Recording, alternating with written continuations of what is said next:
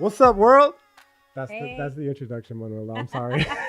Very official. I like it. Thank you. Well, I've been promising you all the first fucking podcast guest, and here we go. Uh, well, I'm not even gonna introduce her. I'll let her introduce herself. Go ahead. Thank you for having me here. I'm very excited about the creation of this space. My name's Manuela Gomez. I'm a philosophy professor, and I'm also a border resident. And I know Isaac because we're colleagues. When she says that she's actually a philosophy professor, she's a legit philosophy professor. Unlike myself, I just pretend to be one. But Manuela is the fucking real deal, yo. Um, I'm excited for this podcast in general because it's going to give me an opportunity to speak with her outside of the, our work environment. And it's going to give me, hopefully, and you all as well, a chance to get to know the inner workings of a mind of a philosopher that is not just me, right? Because I promise you, well, definitely for those of you who've taken a philosophy class before, but if you haven't, mine is not necessarily the most orthodox approach. And I'm not saying that Manuela's is to be sure, but I am saying that it's definitely different from mine. So, Well, I want to make a clarification, right? I'm not going to allow you to say that you're not a philosopher because that's precisely my philosophy, right? To not delegitimize ourselves. So even though we have different approaches, I wouldn't say that you're not a philosopher. We're just as philosophers as it can get, just different ways of doing it. that is beautiful. It really is. And honestly, this is drawing back to a conversation that we had prior to the clusterfuck of trying to start this podcast in the first place. Y'all don't know what it was about, but me, Manuela, and Evan back here know that it was pretty difficult to get this bad boy It only started. took us 50 minutes of technical issues, and we found it finally. That's 50 with a 50, right? But one of the things that Manuela was talking about, because I asked her, well, honestly, if she could define what if she could define for me what she believed philosophy was. And, one of the things that she came up with was the fact that she does not like considering herself a gatekeeper. So I don't know if you want to elaborate on that. So for me, philosophy is a very disruptive tool. For the longest time, it has been seen as a space for only uh, elitist scholars to maintain this power of who gets to be a philosopher and how philosophy gets to be practiced. And I am very fortunate and proud to be the advisor for the EPCC Philosophy Club. And a couple of weeks ago, we had our first philosophy club meeting. And the activity for the first meeting was having a lot of these new faces, a lot of students that are not even philosophy majors, having them define what philosophy was. And I would like to share the winner of the contest just Of course. because uh, the fact that I have a degree in philosophy and the fact that I teach philosophy doesn't mean that I know the ultimate definition of philosophy. So this is from one of my students. It's his first time taking a philosophy class, but he defined philosophy as a multi-purpose tool that humans use to make sense of the world that they live in. Philosophy can be a way for someone to live their life, a way for someone to see and appreciate said life, or a means for someone to improve it.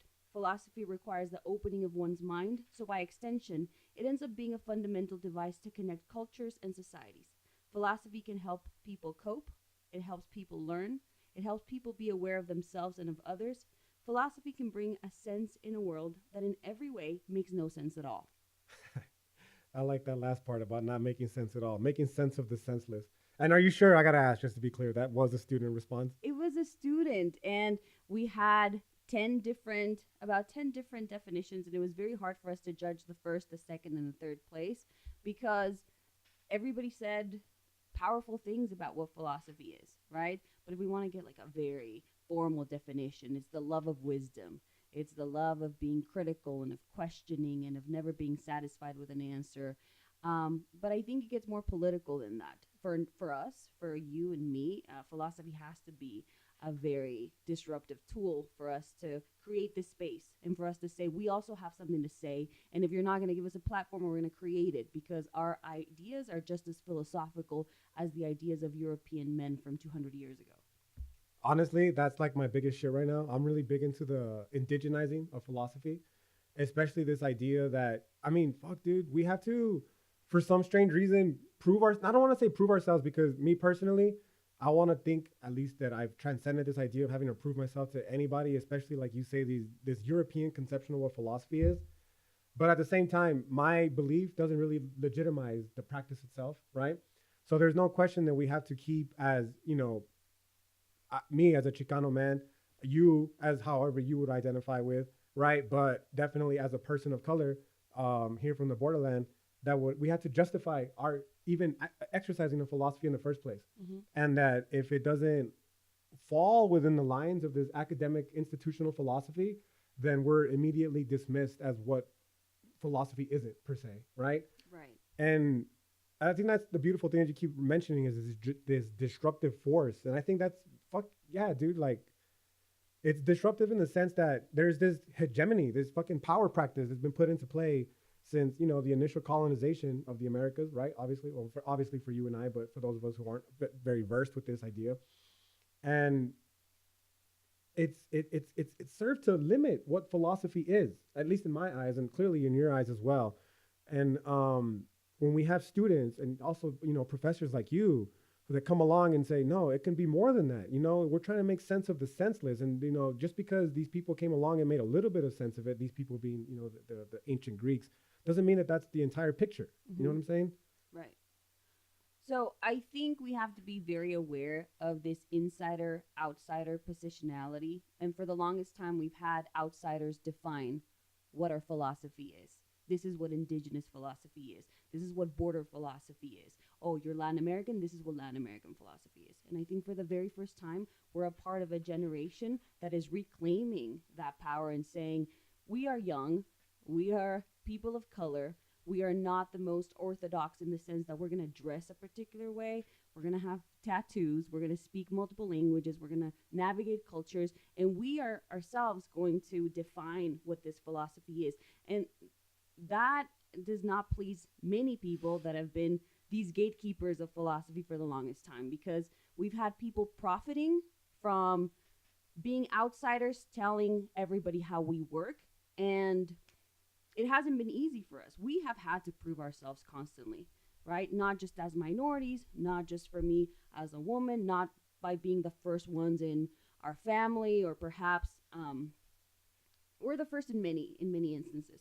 So it's not an easy task because there's a lot of resistance. I mean, I'm sure sponsors all over the world aren't waiting to throw this money at us with a podcast and saying, "Oh, your voice needs to necessarily be heard." But it's like the stubbornness of us saying, "No, we're still gonna do it one way or another, even if it takes us 50 minutes to figure out the technical difficulties, even if we have to do it on a Saturday night." Like we have been pushing, so we have had to prove ourselves, and it hasn't been easy, right? But I think the beauty of it lies in the fact that we are aware of how it's been working, and we don't like it, and we're creating new avenues.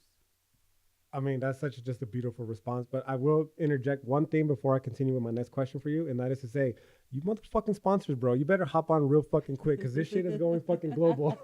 Where you and it's in your best interest, bro, to hop on while you can. Okay, but with that in mind, a lot of what you said, I think I know you definitely have been keeping up with some of the few podcasts that I've released already, Hmm. and I know for a fact that one of the recurring themes that I have been discussing is the role of identity politics. Right. Yes, and I think it might be a little bit confusing for some of the people. This has been my in reflecting on some of my podcasts, how it might be a little confusing for individuals who are not as versed in the identity politics game as you and I, Hmm. especially when I personally say shit like I am a proud Chicano man in one breath and then turn around in another breath and say, but identity politics are fucking terrible. So the Right. idea here is like, well, you just fucking identified as a Chicano, bro, and now you're gonna tell me that identity politics are a bad thing, Hmm. right? And I was kind of hoping that you could perhaps elaborate on this a little bit, idea. So we have to consider what the role of philosophy is in regards to identity. And philosophy gives us a lot of tools to try to understand why identity is important, or at least it's important for us to understand, right? So when we talk about who someone is, the ultimate question should be, why do we care about why someone defines themselves as X or Y? And I think this is where sociopolitical philosophy comes in, ethics comes in, existentialism comes in, right? Ultimately, unfortunately, identity has been explored just for the sociopolitical, just to see who gets validated, who gets to have rights, who gets to say certain things. Um, I think identity is a very important issue in philosophy. Part of my doctorate research is exploring border student identity in relation to philosophy education. Now, that doesn't mean that all people from the border have the same identity, but I do think it's sometimes important for us to highlight um, the characteristics, the phenomenological elements of what it is to be X or Y, right? Because me, as a Mexican American woman from the border who teaches philosophy, I have experiences that are fundamentally mine that are not going to be the same as a white professor from Yale teaching philosophy. So I think it's important for us to explore, well, what are all of these layers? What are all of these intersections? Um, I don't know if that clarifies it. Oh, it definitely does. And before you continue, let me interject real quick. I fucking have to ask this now that the subject's been broached. What do you think about these fucking white scholars from Yale who come to El Paso or other areas in the Southwest, maybe even not even the Southwest, because the Chicano Mexicana identity is not limited just to the Southwest United States, but these Ivy League professors who are definitely not Mexicanos, Mexicanas, or Chicanx of any way, right? And yet are teaching our philosophy, as it were. I can tell you what I've experienced personally in Ivy League schools because I was picked for a scholarship at Yale University. So I've attended Yale University as a student, and it was precisely for a culture program that emphasized on minorities. And for the very first time in my life, I got to experience what real racism is. And when I say real racism, it means like the low, vulgar type of racism in which you are left speechless, right? So I was at Yale University. Um, it was a group of about 50 people. Um, the focus was African American literature. And we were selected by our credentials, right? So these are people that knew that I myself was a professor of philosophy. These are people that looked at my CV, and that's supposedly why I was picked. But around the room, there was only about 5 people of color. The rest were Anglo white professors from all over the United States, perhaps even the world. They all received a bottle of water, right? Except myself. So when I said, could I please have a bottle of water?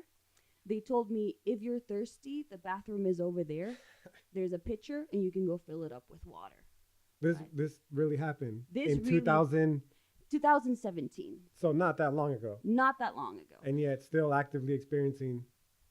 And like I said, obviously studying philosophy, I was the first one at Texas A&M to graduate with a graduate degree as a Mexican American ever, Oh, right? really? I didn't know that. Yes. As a graduate degree. So a master's degree. Graduate, right. In the With first one, in the philosophy one, department. The first Wow. one. What year? I believe Kim Diaz was the first one with a PhD, a colleague of ours. Kim Diaz, also a colleague of ours, who, by the way, has a very interesting story for those of you all who are wondering, specifically in regards to the UTEP philosophy department. I won't get too deeply into it, but I will say that this question about these fucking academic Ivy League scholars who come from not the Southwest and how they get privileged over people who are from here and are just as equally qualified and yet get looked over. Right. So to go back to your question, how do I feel about it? Well, I'm very well aware of how many people are profiting from our philosophy and from telling us and explaining to us what our experience is like. I am very against somebody that is not from the border to come and tell us what the border is like. I'm very against someone who has not lived what it is to be a Mexican American to teach me about Mexican American philosophy, right? I myself, I'm very skeptical and I'm very aware. I'm not going to be teaching what it's like to be Asian, right? Even though I love Asian philosophy, even though I practice meditation, even though I'm fascinated by Buddhism, I am aware of my limitations. So if there's somebody out there that says, I have all the credentials in the world, I wouldn't say, but it's mine and I got here first. I would be open to the possibility of maybe this voice belongs to somebody else, right? So how do I feel about it? I feel like we're slowly opening our eyes and we're slowly trying to stop that kind of exploitation. All right. Now, with that in mind, I have to ask you this. It's definitely something that I noticed when I was quote unquote doing my fucking little social justice warrior shit along here in the borderland. But I dismiss it a little bit, but it wasn't not like I wasn't not doing shit. You know what I mean? But what I'm trying to say is that I wasn't as involved and really passionate as I've already discussed in the previous podcast. There's no need to reiterate again as other people are.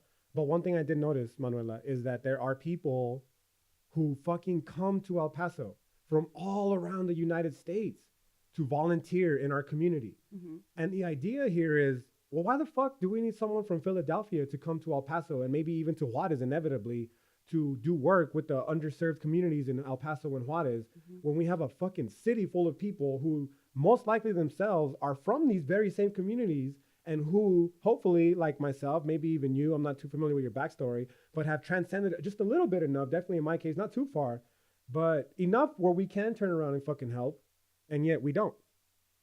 I'm not against the help. I mean, if people want to help, help is welcome. I'm against the appropriation of that opportunity for you to advance your own interest and for you to say, now I'm the voice, now I'm the spokesperson of this kind of pain, or I am so aware of this experience that I'm going to give a conference about it, or now I'm going to publish my papers from being on the border because I was there for a couple of months helping. Now let me tell you what these people go through, right? I'm against the profiting from the help. If you're gonna come and you're gonna help, it's welcome, right? But we see in many instances, especially now with the current sociopolitical rhetoric that we're experiencing, now people turn to the border and they want to come here and they want to see, well, why do they need a wall? What are these migrants going through? Come and see and help, but don't use that to advance your academic career because you're going to profit from this pain. I made a comment the other day, and it makes me happy to hear this because it gives further credence to this fucking comment. I mentioned how I kind of feel as though the trajectory currently in academia with identity politics in general is a backdoor way of brainwashing people like you and I, namely people of color, right? In what sense?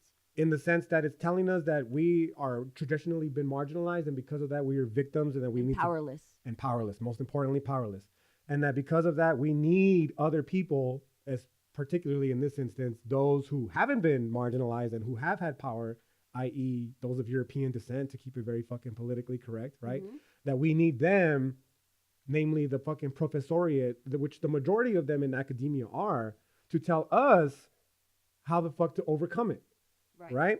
So in that sense, it's almost as though, and this is getting deeper into this idea of brainwashing, the universities themselves are almost set up in such a way where they might appear to be benevolent, but there is this underlying colonial mentality behind them in which you have people of, not people of color who are doing the exact same thing that you just said that you were vehemently against. And I was hoping maybe you could extrapolate your thoughts on that.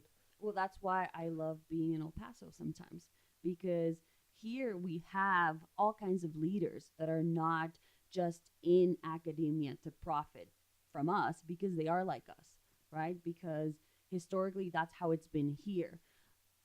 But little by little, we're seeing that this door is opening and we have people saying, oh, wow, that looks like gold. This is an opportunity. It's like a treasure to them. So now let me see if I can infiltrate and start telling them how they should be doing philosophy, sociology, anthropology, psychology. We're not the only ones, right? Absolutely. We see that a lot of people are now seeing the advantages of being bicultural and binational. And I'm not even going to say bicultural, multicultural at this point, because we're not just limited to two cultures, right?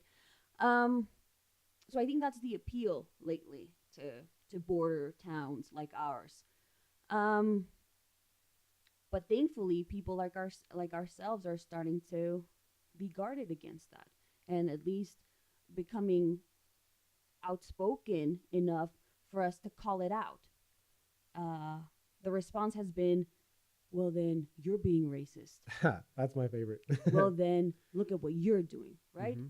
But I think it's a very valid point for us to say, hang on, we are a new generation of philosophers that are working 10 times harder, that are encountering a lot of challenges. Why can't we have our own voice, right? And we are just like them, being stubborn. And I hate this otherness of them, but it's important for us to mention we are in a way different, right? Because we've overcome a lot just for us to be in a position in which we get to call ourselves philosophers. It hasn't been granted to us. It doesn't come just with a degree. It doesn't come with 15 years of teaching. You have to prove yourself over and over and over again. And I think it's important for us to say, when it comes to talking about borders, when it comes to talking about border student identity, when it comes to border pedagogy in terms of philosophy, we do have something to say because we've lived it day in and day out. I mean, we've experienced it. So this is I mean, this is a perfect segue because it's kind of getting again to this whole the dilemma that I find myself personally in when it comes to this identity politics. 99.9% of me is fucking vehemently against him strictly for the reason that it strips us of agency, it feels like to me, right? And above stripping us from agency, I'm almost more afraid that it gives the agency away back to the people who've had the power the entire time, right? But that 0.1% is the understanding that they do serve some importance, right? This idea that people like you and I, yeah, dude, we're part of a group of people, whether it was fucking on purpose or not, arbitrary, whatever the case is, there's no question that it's gonna mark the majority. It's gonna mark all of our lived experience. We carry our, I carry my Chicano hood with me everywhere I go, right? It's fucking in my skin. You can see it on my face. Se ve la no planta en el frente, or however the fuck the saying goes, right? El nopal, yes. There you go. Ne planta is some other philosophy shit. I apologize. Well, that one you added on to it. Maybe there's a little remix there, right? So in that respect, I do understand the philosophy of the identity politics because it's like you're gathering this group of people together to try to get them to understand that you share a unified cause. Like we're all in this unified struggle together. And this is a more direct unified struggle than the universal one as a human being. This is one that we, as people of indigenous Mexica descent, are uniquely privileged to. So in that respect, I'm wondering how you personally feel about the people here in El Paso who have not necessarily, maybe they've just not been awakened to it yet, or maybe they flat out don't care. But the idea here is simple. It takes people like you and I to transgress, or rather to overcome all these transgressions that our peoples have historically suffered throughout the course of this, colonial project called the United States, right? Mm-hmm. But how can we do that if many people here are simply just not interested in that? And moreover, I guess I should qualify it, is it even our job to tell them that it's something they should be concerned about? Absolutely. It's absolutely our job. I'm always guided by the pedagogical philosophy of Spinoza when he said, I don't know how to teach philosophy without being a disturber of the peace.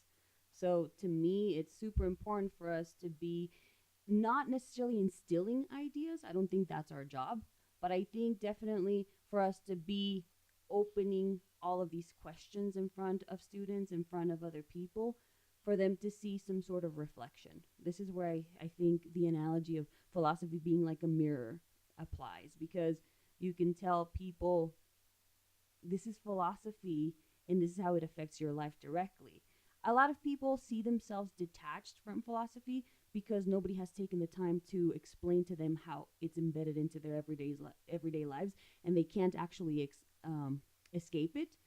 I think our job is to make them aware of that presence that is always there. It's not necessarily to convince them of why it's important. It's just to kind of like show a mirror for them to see how, oh my goodness, I've been philosophical ever since I was little, but society told me it was annoying for me to question, what is the moon made out of? Where does it go when I don't see it?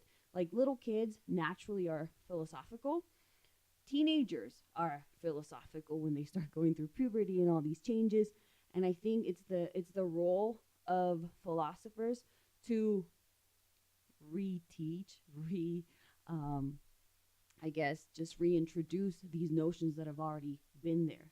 A lot of people don't see how it applies to them, again, because others like ourselves haven't had the patience or haven't seen the immediate result for us to think that it's worth it to keep bringing it up.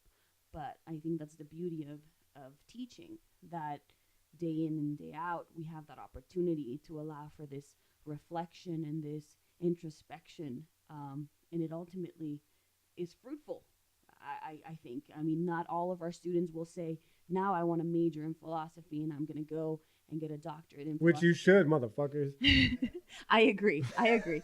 But even if they don't, then you have students going into law school and then sending you an email 2 years later thanking you for what you said one time in class because that was useful in a discussion, you know? So it's not all for the ultimate goal of producing philosophers. It would be ideal, and I strongly work for that as well. But even if it's just somebody that says, I'm going to think twice before I vote, I'm going to be very aware of how I'm treating people that are different.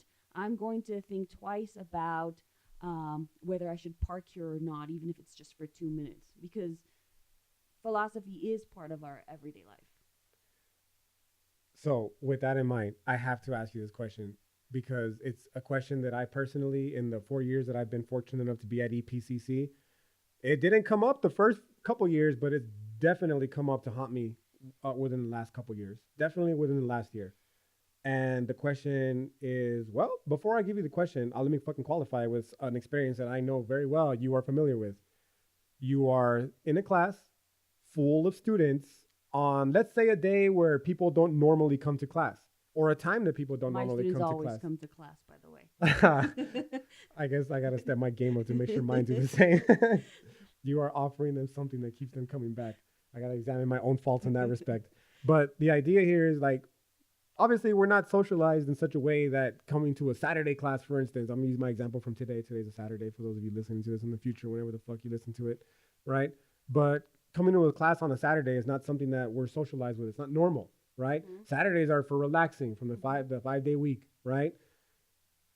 But we teach classes at EPCC. It's one of the great things that we do, right? On the weekend for students who are non-traditional in the sense that they can't come during the week, right? But just because they're there in the class doesn't mean they want to be there in the class. Yes? And definitely within the last 2 years, I've started to realize more and more how detached students can be. Not all of them, some of them though, right? From the whole educational process. And it was in this time that I started to ask myself, because, you know, as the professoriate, we're really good at asking students questions, especially as the philosophers. Yes? And we're really good at expecting them to give us answers. But I never, me personally, had paused to consider the fact that maybe students can do the same to us, right? And one question that I had was specifically, why should these students be studying philosophy in the first place? Like, this is a very, very serious question that is driving a lot of my pedagogy at the moment. Like, what the fuck am I offering these students that is important enough for them to sacrifice 2.5 hours of their day on a Saturday to come and learn?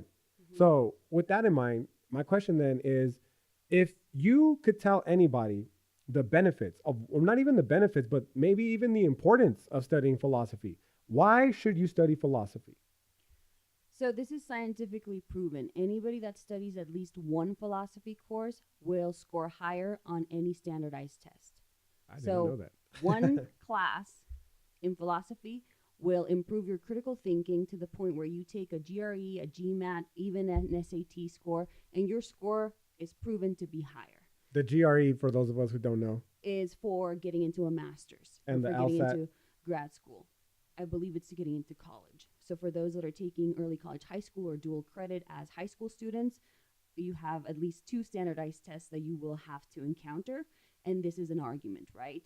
I like to think of philosophy as exercise for your mind. When you first started, you literally get headaches, you get exhausted, but then little by little, you're building up this condition for you to start being more critical. So again, one benefit is you improve your scores.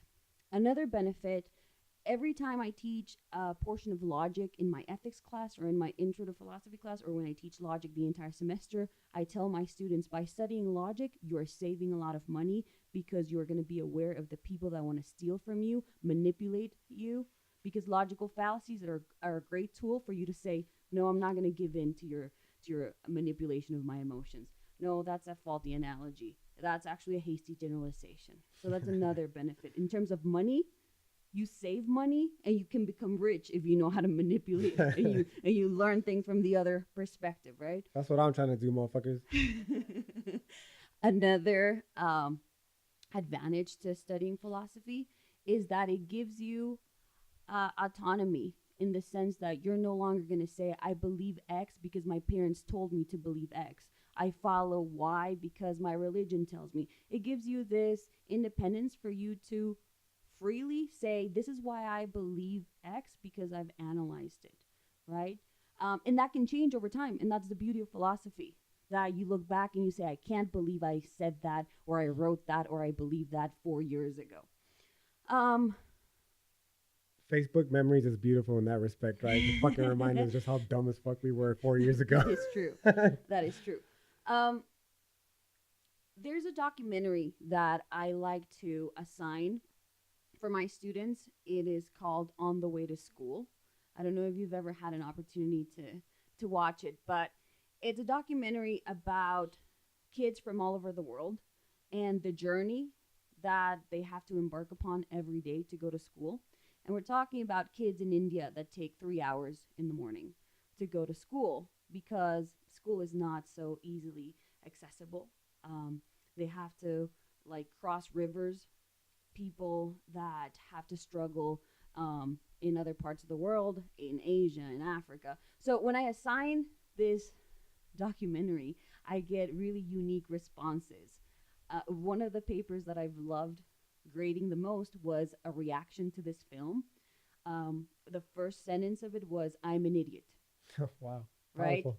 And a student saying, I cannot believe I take my education for granted.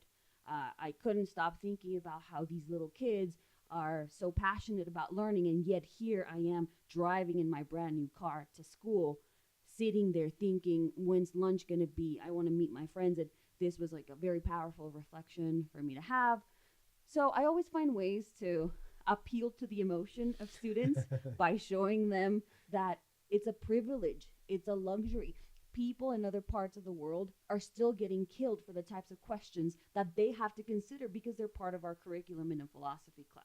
So I think when you instill that awareness of the privilege and the luxury that it is to be educated, students will respond to that, right? I mean, you could also use scare tactics like very strict course policies, which I myself have, but that only works for a little bit. I think making them fall in love with the subject itself is a lot more powerful. And I think there's ways of doing that. I actually was rereading one of the textbooks that we assigned to our students for the philosophy class, and I saw at the beginning, I don't know how I missed this in the first time I read it, but that they were actually trying to pass a law in Texas about 6 years ago, 2012-ish, that forbade the study of any subject that would enable students to be able to question their parents, right?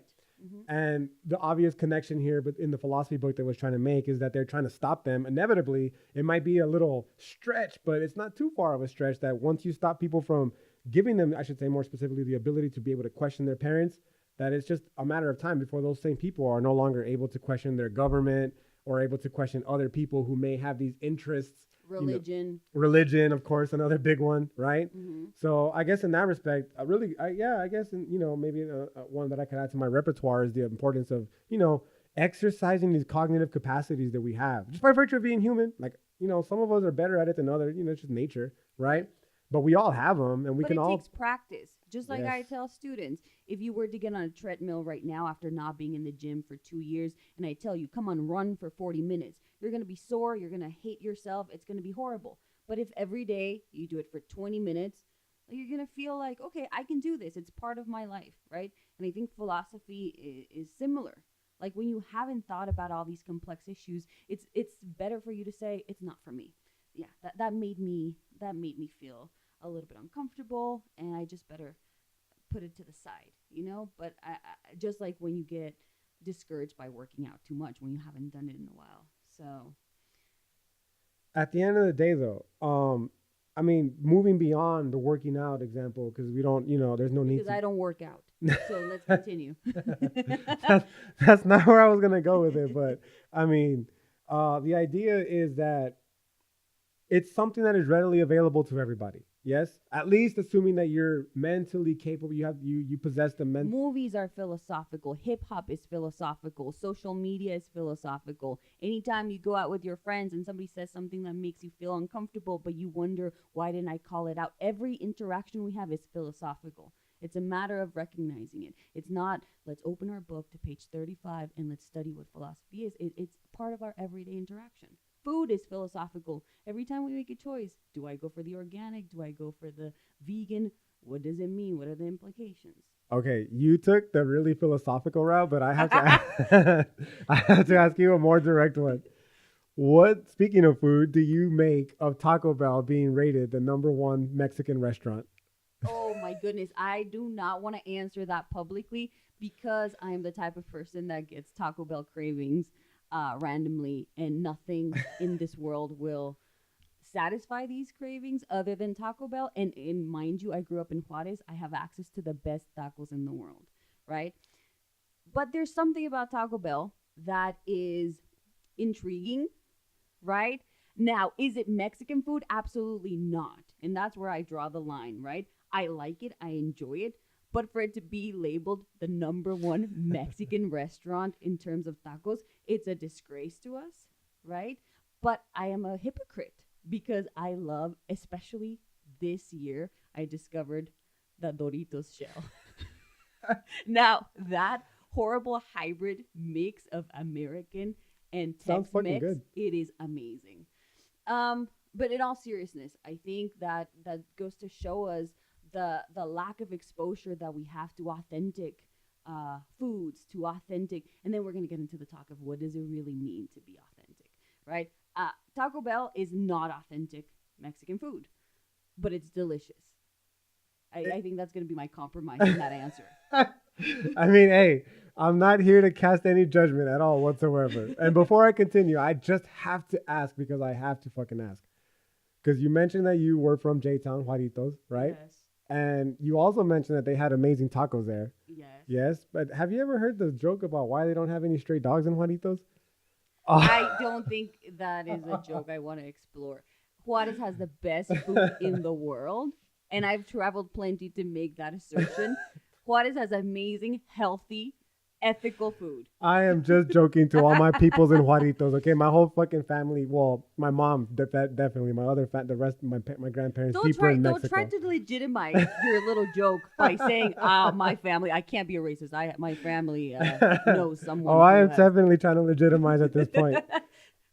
This is coming from someone, mind you, who would used to go to the $10 drink and drown at the tequila derby. We're talking about the 90s. None of your audience will remember that glorious era. And if you don't, I apologize because you missed out on some shit. You missed sure. out on some shit, dog. Yeah.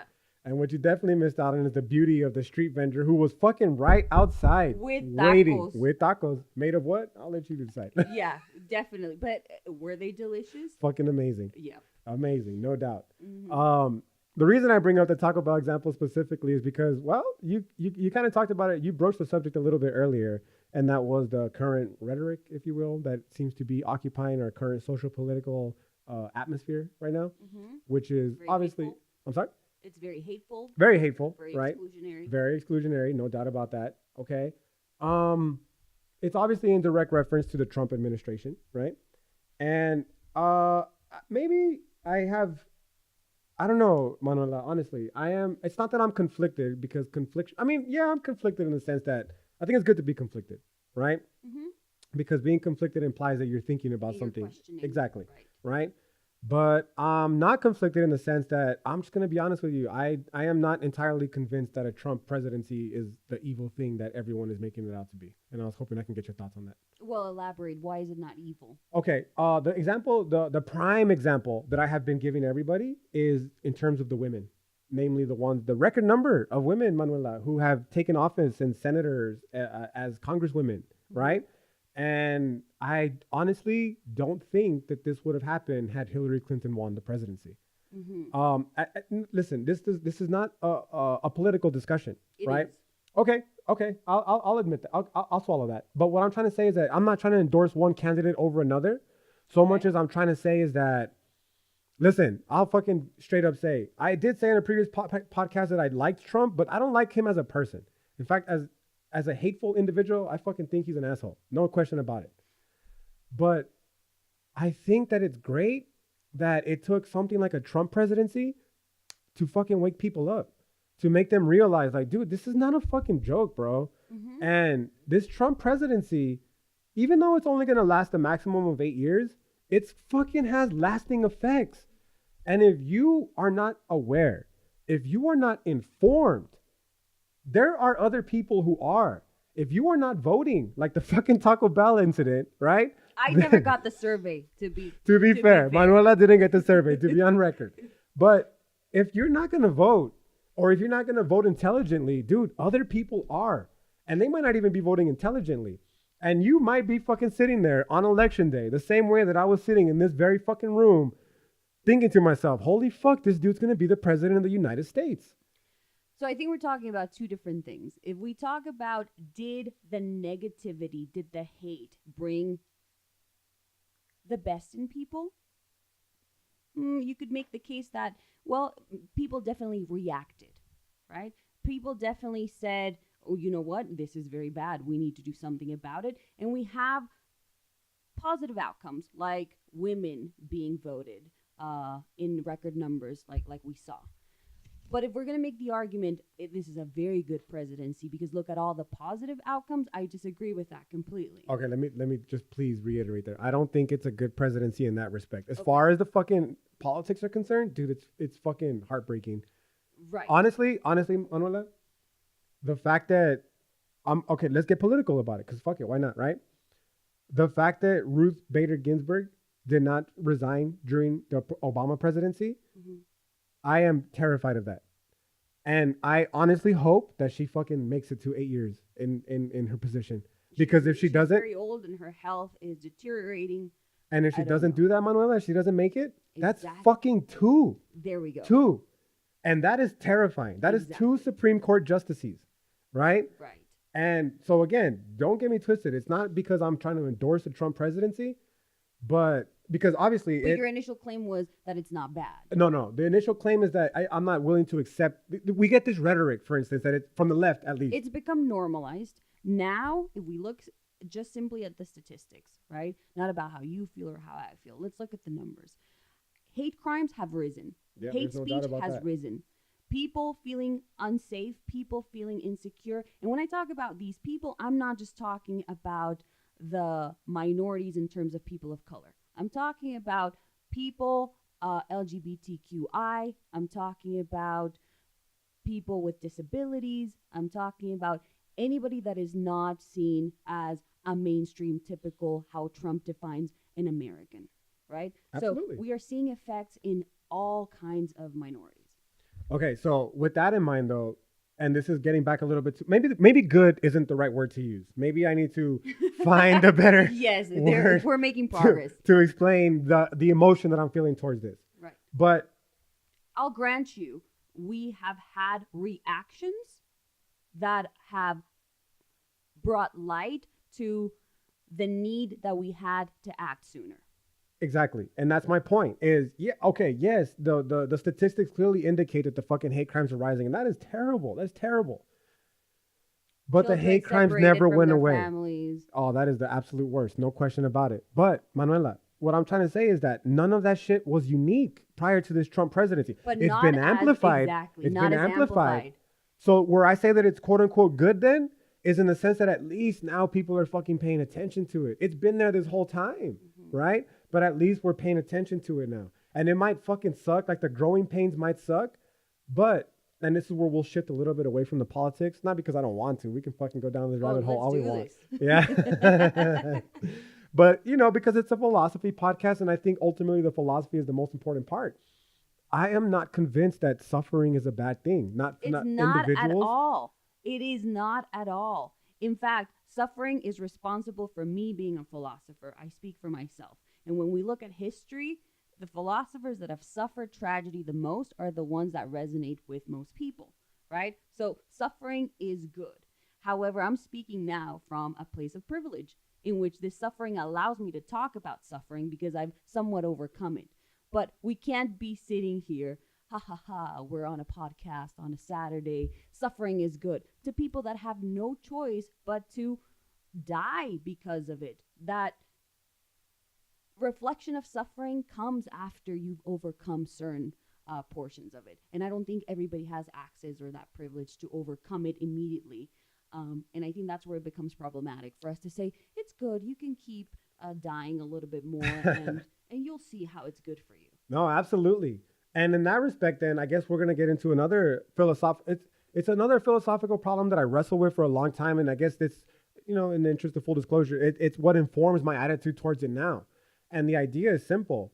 For the longest time, Manuela, I felt as though because other people didn't have the same privileges, quote unquote, that I have, that I wasn't entitled to enjoy them. But exactly, like what the fuck? I didn't choose to be born here. I didn't choose to be born, period. If I could sue my fucking parents, I don't know my dad, so There's fuck him. There's a guy right? doing that, exactly. So you wouldn't be the first one to drop it. Exactly, right? But I'd be like, what the fuck, ma? I didn't choose to be here. You brought me in this bitch, and I didn't choose to be born here, right? I didn't choose to be a man. I didn't choose to be straight. None of that shit. You know what I'm saying? But like Sartre would say, you choose to create who you are and overcome it. Absolutely. No question about it. But what I'm trying to get to then is like, guilt is instilled to us as Mexican Americans. Fucking Catholic Church, if bro. If you've ever been brought up Catholic, you're guilty of just being here. Just being here. The fuck, right? So the question then is, I get it. Like there's children being separated who are suffering, from not being able to be with their parents more than, most likely I would ever be, because I was never detained by immigration center, right? Let me just add a little bit more to that. We are not just talking about these kids that are separated from their families. We're talking about kids that came on their own because they're suffering cancer, and in Honduras and Guatemala, they don't have access to it. They're risking their lives to save their own lives, and their parents use all of their savings for them to have a chance at living, right? When we just say all the immigrant kids, no, they all have a very particular story. Absolutely. Right? No question about that. Now, just to further fucking drive the point home, and this is where we move away from the philosophy, away from the politics and get to the philosophy. This is a very serious question, Manuela, and I'm going to qualify it by saying... You're already laughing. What is the serious question? Is life intrinsically valuable? I have to know. Okay, so I think it's super arrogant for anybody to say it is or it isn't, because I think individuals are granted that autonomy to decide for themselves. Okay, you know what? I'm sorry. Let me cut you off. But before we continue, can you please explain to us what it means to be intrinsically valuable? Intrinsically valuable means something is either innate, intrinsic, in the sense of in itself good because it's good, or it's instrumental because it's good for something else. So when you say life is good because it's good, it's because it's good. As circular as it sounds, the value of life is good, right? And so the question is life inherently good? Or do individuals get to decide life is good, life is bad? And I myself would not dare make the argument that it's intrinsically good for everyone, because now we're getting into issues of euthanasia and abortion, and people have to live because they have to live. My favorite kind of issues. And I recognize that I will not cross that line. It's inherently good for me, right? Because I've chosen to keep living and to keep fighting despite the suffering. And I encourage my loved ones, maybe because I'm selfish, to keep living because I want them around. But for me to go to someone that is suffering and for me to tell them, you have to keep living because life is inherently good, that's super arrogant. Very because arrogant. I don't know what they're going through. Absolutely agree. So my answer is, it depends. That's a very good answer. It's a very partisan answer, or very bipartisan. I'm not being politically correct. That's genuinely what I think. Oh no, absolutely, I understand that. So let me qualify it further then by saying not just to not redeem per se, but definitely explain a little bit my reasoning, and definitely to qualify my question. It's because, well, I honestly, me personally, it's letting you a little bit insight into my own personal life. I went down the rabbit hole, and I feel as though I kind of got lost in that rabbit hole of feeling so powerfully that all life was intrinsically valuable. And I lost myself in the sense that I was so focused on making other people's lives better, but I never focused on my own life, right? And so when I ask, is life intrinsically valuable? It's not to be facetious. In fact, it's quite the opposite. It devastates me. It really does, right? to see the utter disregard that people seem to have for life, whether it be shit like the fucking immigrant centers here, right here in our own backyard, whether it be the drone strikes in the Middle East, whatever the case might be, where you just flippantly dismiss the life of an individual because, well, they're not part of the group. Yes? But at one point or another, I just had to realize that there's only so much I can do. You know, the most activism, for instance, that I could possibly do, me standing on a corner with a street sign isn't going to help anybody, you know? So the best, it might, right? But it's not going to have a resounding effect. Right. The real activism is going to happen in our classrooms, right? So the idea then was, at what point am I going to have to just concede that I am powerless in many respects? You never do that. Okay, if you please explain, clarify. Never do that. We have been told for many years that we are powerless. We have been told for many years that we are inferior. We have been told for many years that our voice doesn't matter. And if we repeat that, right, we're never going to get ahead. We're never going to actually have a voice. So we recognize that we have power. And in some cases, our power might be limited, right? But we always have power. Immigrant kids have power, not as much power as the people that are imprisoning them in cages. I agree. Right? But we recognize that we have power, and it's in how we use that power that change comes about. So maybe my strength is not in creating a sign and staying outside all day with a poster board. But for some people, that's the power that they have, and that's what they're going to use, right? Our power is manifested differently. So I'm very against saying, no, we don't have power. We just have different types of power, and we have different ways of manifesting it. And I think the first step is just recognizing that. Okay. I'm fucking 100% on board with you. And to just continue. Those are impressive statistics. Which ones? 100%. Oh, I know. That just means that you're the shit, and I'm acknowledging it, no doubt, right? But there's also questions of, this karmic push and pull, for instance. This idea of you have one of two choices. You can either focus on saving the world, or you can focus on tending to your own garden, as it were, what you can in fact change, right? So my dilemma, at least currently now, is in learning where the boundary is between the two.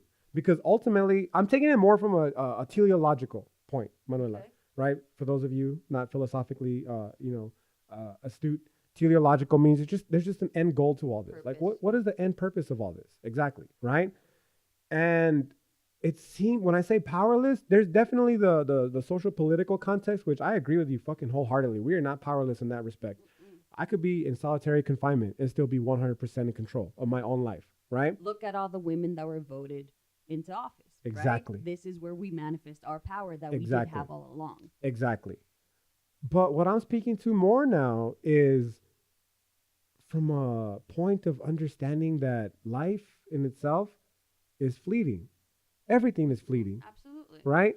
And as a human being, transcending all sorts of social political connotations, we don't have much power to stop that from happening. We don't have any power when it comes to like the cosmic forces of the universe that would decide that our life ends today. We don't control that.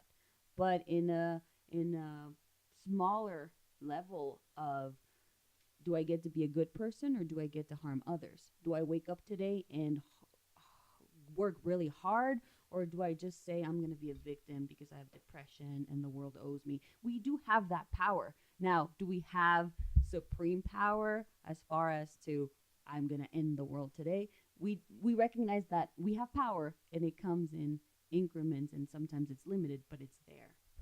So in that respect, I just have to ask, we'll transcend the whole border. Where do we put the border up for now? Not the border like the fucking wall being built in our backyard. That shit's coming whether we want it or not, dog. It's been here. It's been here. You're right. And Trump didn't build it. It was here with Obama. It was fucking Bill Clinton.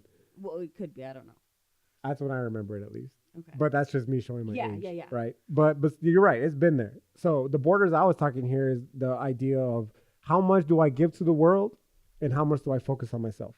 In my last podcast, I talked about the importance of being selfish. Not the importance, but why it's not necessarily a bad thing to be selfish, right? So my question then is, maybe you could extract, maybe expand on the idea of whether it's a good thing to only be concerned with oneself, or more specifically, directly, why it's a bad thing to only be concerned with oneself. So for my ethics classes, I love to use John Quinones' "What Would You Do" episodes. If you're not aware of how these episodes work, they have hidden cameras and they recreate these scenarios in which they're full of actors, but people's reactions are real. So um, it gets to show us how human nature kind of works, because you have people having to react to like a homeless person or to like a stabbing, and it's the hidden cameras that show you how people tend to react. There's one episode in particular that I love showing because it's an older lady. She's in her 70s. She goes to pick up her prescription, and the pharmacist, and they're obviously actors, but the people around are just regular people.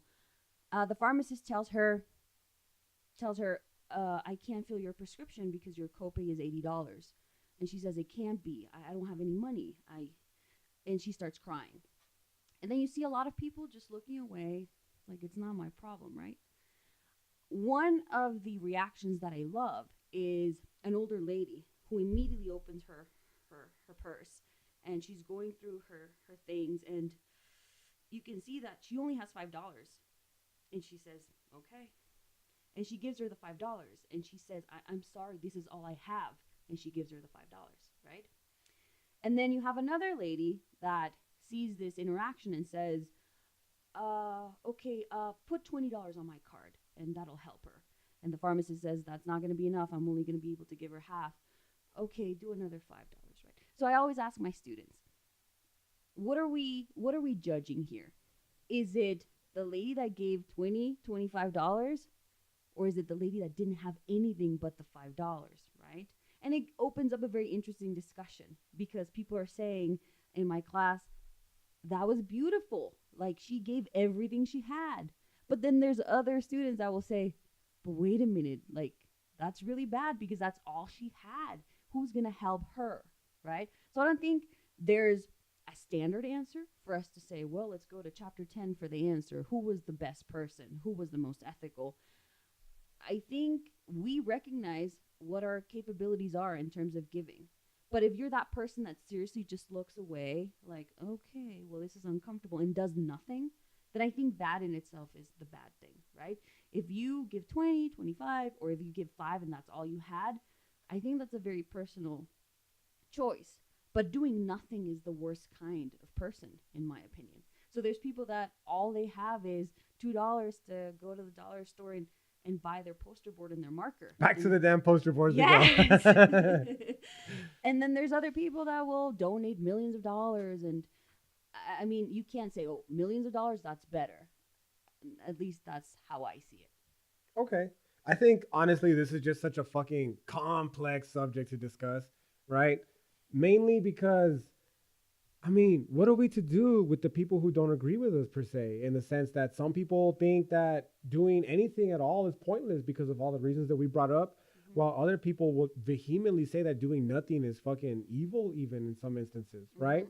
So when I say it's such a complex issue, it's because more so it's me projecting my desire to make sense of what the fuck am I, Isaac Ceniceros, 2019, Borderland, Frontera. We're fucking front lines, Manuela, from a culture war. What the fuck are we supposed to do? How do we make sense of everything that's going on right now? And I think, again, it would be super arrogant for me to tell you, Isaac, why were you not at the protest when Trump came? I was at my daughter's softball game. Why are you not volunteering at all of these shelters for migrants? Because it's not my place to do that. The only thing we can do is encourage people to recognize that they have that power and they could be doing something, whether it is by teaching soccer, whether it is by teaching history or philosophy, whether it is by protesting. But it's that recognition of that power that will allow you to say, okay, something's got to change, you know? A lot of people here in El Paso really felt like, well, I mean, what can I do? What could I possibly do? I mean, who's going to listen to me, right? But that's the thing. Like, you could be doing so much more. Okay, and with that in mind, I have to broach this subject because we're going to get accused by the few fucking people who will listen to this and fucking who know us personally. Definitely. I'm pretty sure it already went viral. Like 11 people have heard this. For me, that's pretty viral. I'm gonna just get wild and say that. There are some people, Manuela, who are listening right now who are going to accuse us of being fucking lefty liberal professors, because that's all professors are in college. Or loser teachers. Or loser to teachers use the to use current rhetoric. Exactly. So when they hear you say, if teaching values of respect, kindness, and telling students that they have power just because they're a minority, they have a voice, then you can label it as however you want. But philosophy has always been accused of that. Socrates was accused of corrupting the young minds of the Athenians. He was put to death because he was telling people, hey, wake up, you have a voice, you have power. We're only doing what philosophers are supposed to be doing. Absolutely. I agree in the sense that philosophy appears to be, at least appears to be, inherently progressive in the sense that it does seem to be concerned with universal principles. Now, whether we can argue in a different time, right, whether these fucking universals exist in the first place or not, right? But there seems to be this push towards a universal that, justice, liberty, and the pursuit thereof, right? Mm-hmm. But there are some people who will still argue that we only feel this way because of the position that we occupy. Mm-hmm. Namely, as, we're both, fucking PhD students at UTEP. Mm-hmm. We're both philosophy professors, no less, Manuela. We're philosophy professors. That's very privileged, mm-hmm, right? And they will say that we're out of touch with fucking people who don't share these beliefs, especially here in El Paso where, dude, there's a lot of conservative people here. Mm-hmm. And they will say, I'm not down with these seemingly progressive, liberal, lefty fucking ideas. How would you answer that? I would ask, what are the progressive ideas that we are teaching? Again, are we going to go back with helping others, with having humanity when it comes to other people's suffering? When it comes to recognizing our arrogance and saying, I'm not going to push for what I don't understand.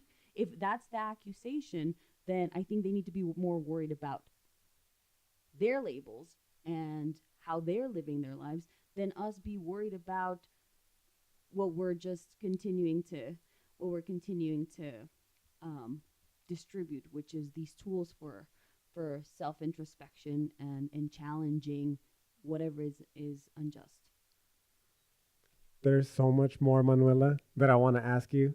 But before we started this podcast, young motherfuckers watching this in the video, we promised that we were going to keep it at about an hour, which unfortunately we are already at. Okay, good. Right? Not good in the sense that, okay, well, it's over. But I didn't think we were going to last an hour because I thought, we're going to run out of things to say. But that's not possible. Not possible.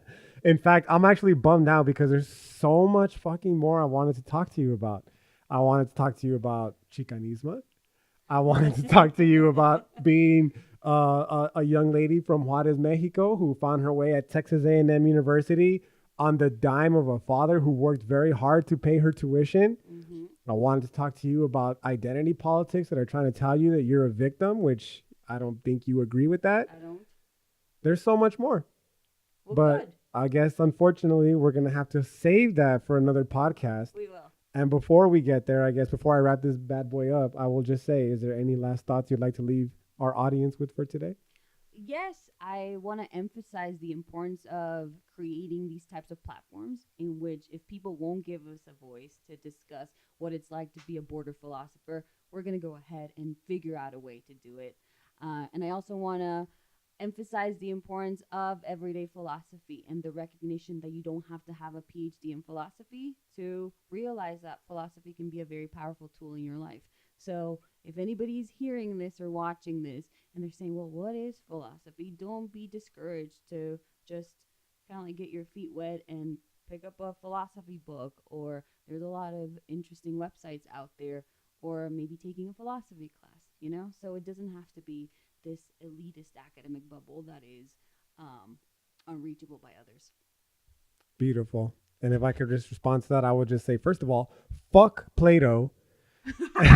Wait a minute. That was an abrupt conclusion. And second of all, if you want to find me personally on social media, you can find your boy on Facebook at IceMFNice13.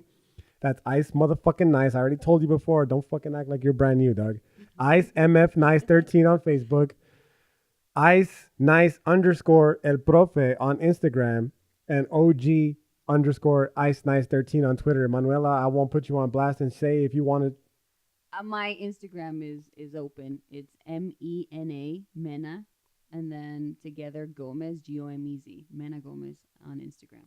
Beautiful. And I will definitely fucking tag her on the Instagram. A lot of Chihuahua dog pictures. Don't even expect philosophical content. It's mostly like pictures of my tacos. You might find some Taco Bell on there and some Chihuahua dogs, and well, you'll get the real deal. The real deal is the most important thing, right? So whatever the case is, I hope you all enjoyed this shit, and I look forward to having Manuela back on the podcast soon. And I look forward to. I hope this recorded, by the way. Oh, it definitely did. It's right there. I can see it recording. Okay, good. Yeah.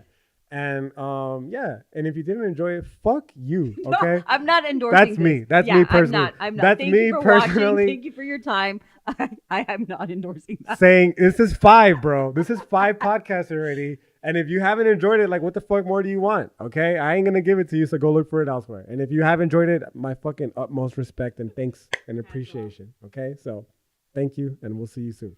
Peace. Bye.